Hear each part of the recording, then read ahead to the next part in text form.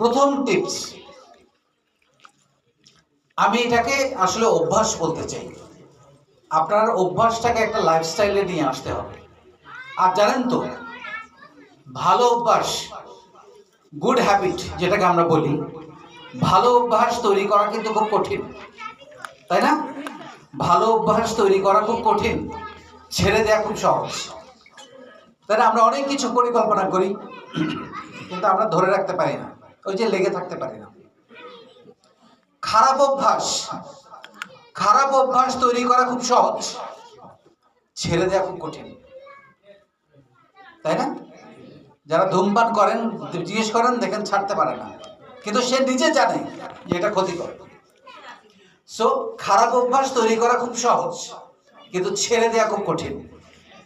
So আমি আপনাদের এমন একটা লাইফস্টাইল আজকের পর থেকে তৈরি করতে বলবো, যে লাইফস্টাইলটা আপনাকে প্রতিদিন পরিবর্তন করবে।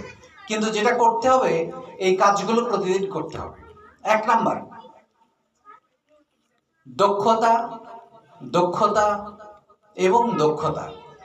আপনি যদি আপনাকে নেক্সট লেভেলে নিয়ে যেতে চান, আপনি যদি অন্যের থেকে বেটার করতে চান, আপনি যদি সবার মধ্যে ব্যতিক্রম হইতে চান, আপনাকে একজন দক্ষ মানুষ হতে হবে। আমি আপনাকে বলবো, 90 দিনে আপনি একটা স্কিল শেখান, খুব বেশি দরকার নেই। নতুন আমি যেগুলো শেখাচ্ছি এগুলো তো শিখছেন, এর বাইরেও অনেক কিছু আছে।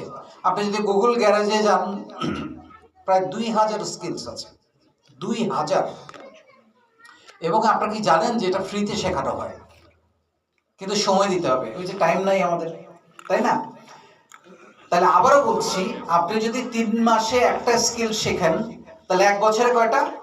4টা। 5 বছরে কয়টা? 20টা।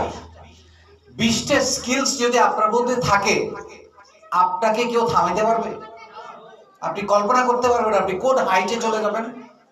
সো কিপ লার্নিং, শিখতে হবে। এবং স্কিল ডেভেলপমেন্টের কোনো বিকল্প নেই। আপনি উদ্যোক্তা হন, চাকরি করেন, প্রবাসে বাংলাদেশের জন্য রেমিটেন্স পাঠান, যাই করেন না কেন, স্কিলস লাগবে।